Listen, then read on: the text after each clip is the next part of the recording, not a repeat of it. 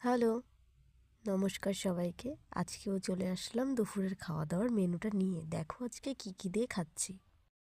দেখো সবার ফার্স্টে বেগুন ভাজা দিয়ে ভাত খাচ্ছি। প্রথমে একটু লঙ্কা ডলে নেব, তারপর লঙ্কা দিয়ে বেগুন ভাজা।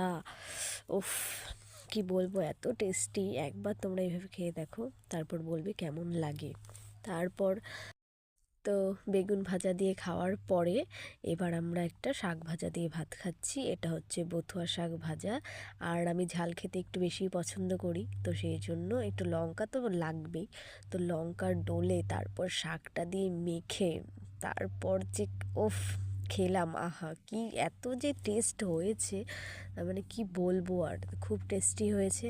তো তোমরা কে কে শাক ভাজা খেতে পছন্দ করো, বথুয়া শাক ভাজা, অবশ্যই বলো, কমেন্ট কমেন্ট করে জানিও।